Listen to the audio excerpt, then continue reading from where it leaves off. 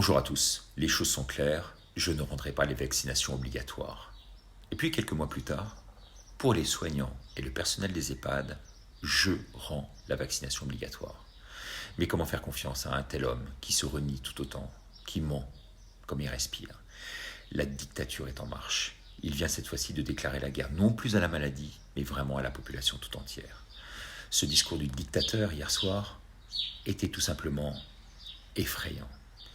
Mes premières pensées viennent ce matin au corps médical. Eh bien oui, tout comme les policiers, vous savez, les gendarmes à l'époque, après les attentats que l'on considérait comme des héros et que pourtant l'on caillassait quelques semaines plus tard, eh bien tous ces soignants que l'on applaudissait tous les soirs à 20h, maintenant on les stigmatise, car responsables de la soi-disant reprise épidémique. Mais quelle honte, quelle ineptie, et dire que ce petit caporal en chef, comprenez Véran, annonce dans la foulée de Macron que les soignants non vaccinés au 15 septembre ne pourront plus travailler, ne pourront plus être payés. Selon mes informations, il y a un nombre record de démissions en perspective dans ce corps médical. Ce qu'ils mettent en place, c'est de la discrimination pure et simple, ainsi que l'extension du pass sanitaire, une étape de plus vers la vaccination pour tous. Et après la deuxième dose, la troisième, la xème dose, mais que vont-ils nous pondre dans la foulée ? Il n'est pas possible, non, que ce gouvernement de pacotille reste en place jusqu'en mai prochain. Ce matin, j'ai vraiment mal à mon pays.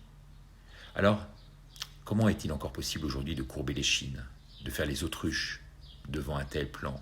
Ce petit dictateur qui veut nous obliger à la vaccination de façon illégale, c'est une expérimentation en biologique qui n'a pas reçu d'autorisation de mise sur le marché.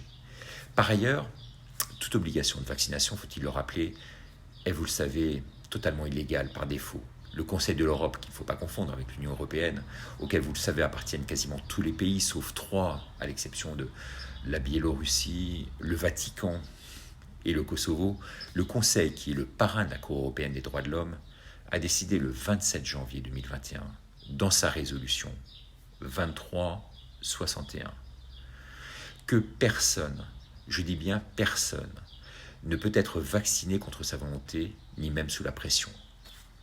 En tout cas, ces annonces auront le mérite de réveiller tous les endormis, tous les sceptiques. Il faut parfois, c'est vrai, être au bord du gouffre, et maintenant nous y sommes. Nous sommes une grande majorité aujourd'hui à ne pas vouloir être piqués, contrairement à ce que la matrice montre et les sondages témoignent. L'éveil va être massif, croyez-moi, donc il faut résister et se soutenir les uns les autres. Surtout pas d'action violente, c'est ce qu'ils souhaitent. C'est ce qu'ils attendent avec impatience. Il n'y a pas encore de sauveur parmi nous. Personne ne sort du lot aujourd'hui dans la résistance. Mais en attendant qu'il arrive, et il arrivera sûrement, nous devons nous battre. Restons soudés, unis, forts. Et puis, cette dernière question en guise de clin d'œil.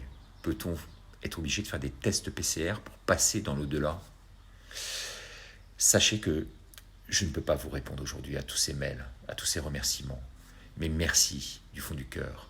On criera liberté, liberté, liberté ce samedi à Paris dans une grosse manifestation d'unité de résistance qui est en train de s'organiser.